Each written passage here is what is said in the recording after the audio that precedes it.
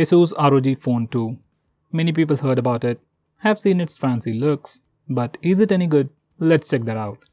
Hi there guys, I'm Nikhil from Greedy Tech, and in this video, I'll be reviewing the ASUS ROG 2 phone after 2 weeks of usage. I haven't done a dedicated unboxing video for this phone, so I'll just wrap it up in a minute.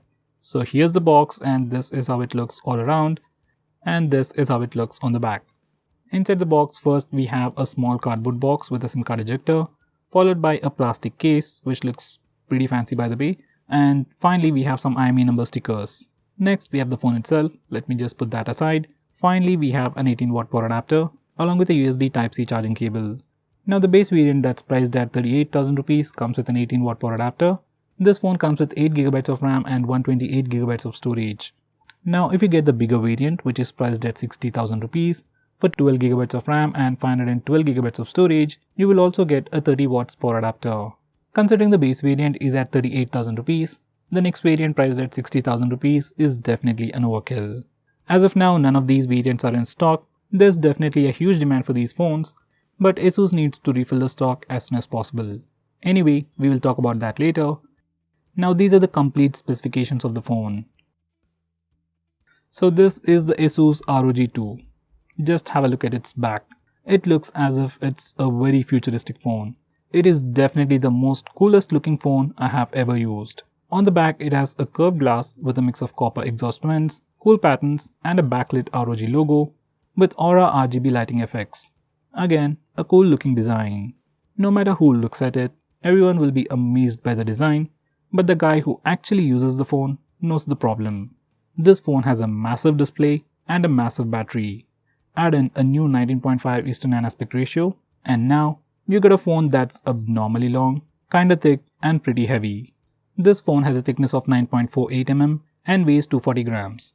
Phone in hand tilts slightly towards the top side, which is not an issue, but that weird weight distribution is mildly annoying. We usually don't expect such a thing from a phone that has almost everything. Now the entire form factor definitely makes sense for a hardcore gamer.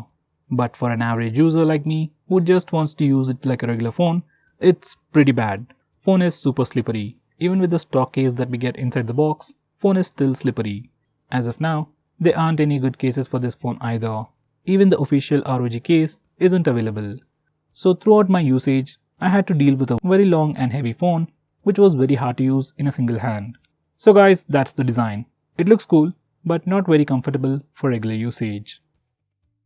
Now in the hardware department, this phone comes with all the bells and whistles. Has all the sensors, also has a LED notification light that most phones are missing these days. Has a pretty fast face unlock feature. It's not as fast as the OnePlus 7T, but still pretty fast and usable in all lighting conditions. It also has an in-display fingerprint scanner. Once again, it's not the fastest in the world.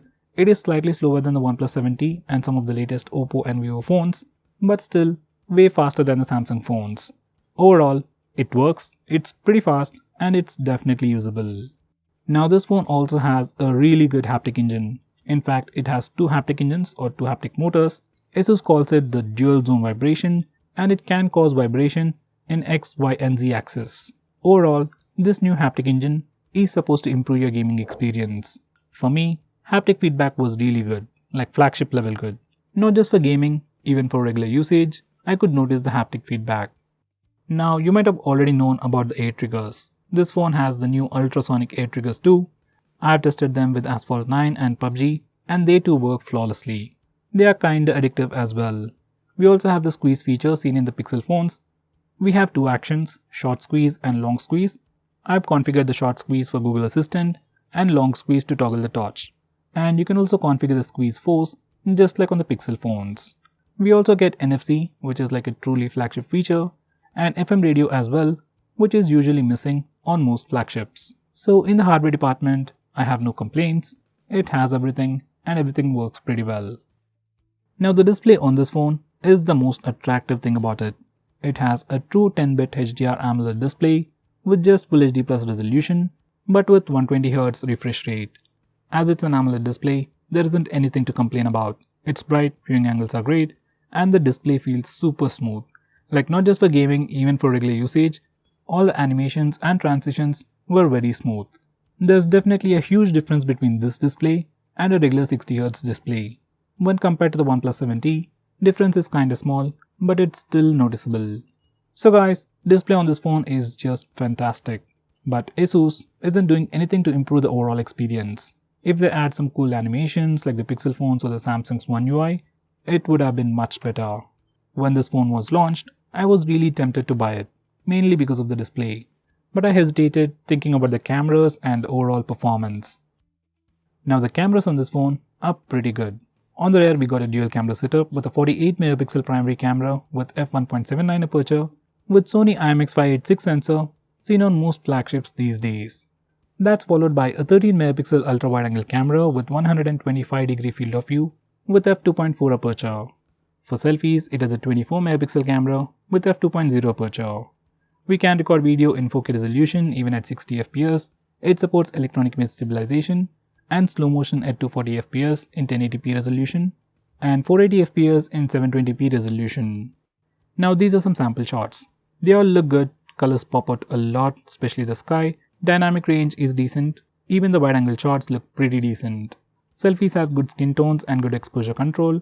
Overall, cameras are good, but there's no wow factor to it. Camera interface looks pretty outdated, but it's definitely more responsive than something like ASUS 6Z or 5Z. So overall, cameras are good, but they're not the main focus point. Now my next concern with this phone was performance, and in this department, ASUS just nailed it.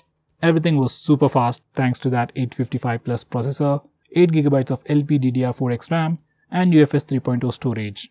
Memory management was also pretty good. Most of the applications that I used were still in memory and were exactly at the same place that I left them earlier. So performance is definitely as good as the OnePlus phones. And for gamers, it's even better. I have played Asphalt 9 and PUBG extensively, and I didn't have any issues with visuals, graphics, and there was no lag at all.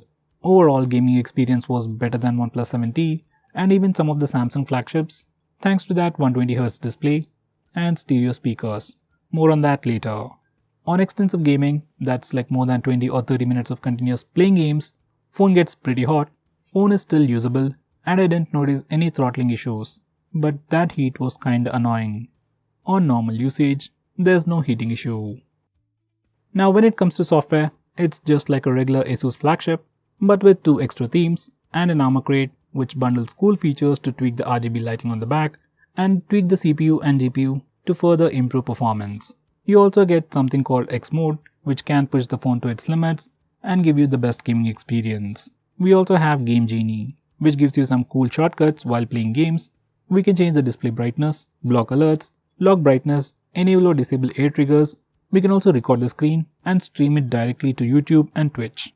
We can also check out CPU load, CPU temperature, and frame rate information.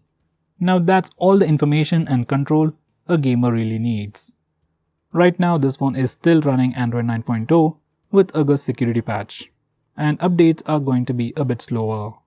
ASUS did say they'll push out updates frequently, but we have to see about that.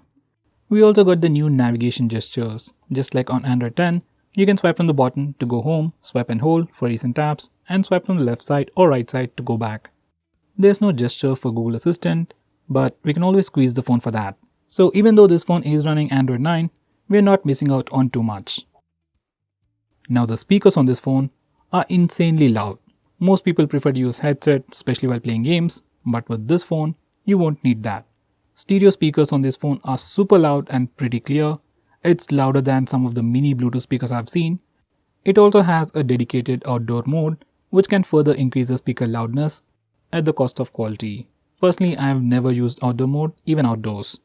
Now these speakers also support DTS-X, Ultra Virtual Sound, and they do sound better than other phones with regular stereo speakers. Usually I use earphones a lot, especially while watching videos, but with this phone, for the past 2 weeks of usage, I didn't even touch my AirPods. These speakers are just that good. Even the audio experience via the headset was pretty good.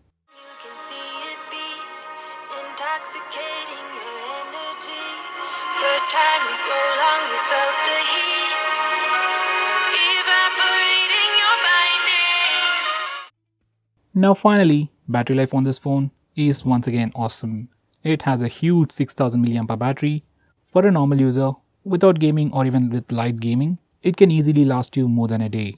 Even if you're a hardcore gamer, it can easily last you an entire day. Now you might expect too much of battery life because this phone has a huge 6000 mAh battery, but that's not really the case. This phone also has a 120Hz display, so it's going to drain the battery slightly more faster than your regular display. So battery life is good, but don't expect too much. For the base variant, inside the box, you get a regular 18 watts power adapter. If you get the high-end variant, which I wouldn't suggest, you will get a 30 watts hypercharger. I'm pretty sure you can buy it separately as well, but once again, can't say about the stock. So overall, if you're using the default 18 watts power adapter, you can charge this phone completely in about 2 hours, which is pretty decent considering the battery size. Now ASUS will also be selling gaming accessories for this phone, which can be used even for the upcoming ROG phones. Once again, even these are not in stock, and ASUS is trying to bring them to India pretty soon. So guys, to conclude, you might wonder, is it a good phone? And the answer is yes, but not for everyone. If you're a hardcore gamer or you just love playing games, you should definitely buy this phone. It's the best phone for gaming, period. But for a normal user, say like me, I suggest you to look at the phone in person, hold it in your hand and use it for about 10 to 15 minutes continuously, and then decide. I get that it's a gaming phone, it needs a bigger battery for that 120Hz display, but as a regular user or non-gamer, I just wish it was slightly smaller, thinner and lighter. If ASUS could add in wireless charging, it'll be even better. So guys, what do you think about this phone? Do let me know by commenting below this video, and if you're planning to buy this phone, use the link in the description, it always helps the channel. If you have any questions about this phone or want us to make any specific video, tweet out to us with the hashtag AskGreedyTech on Twitter and we will try to make it as soon as possible. I'm Nikhil from GreedyTech signing off. Have a nice day.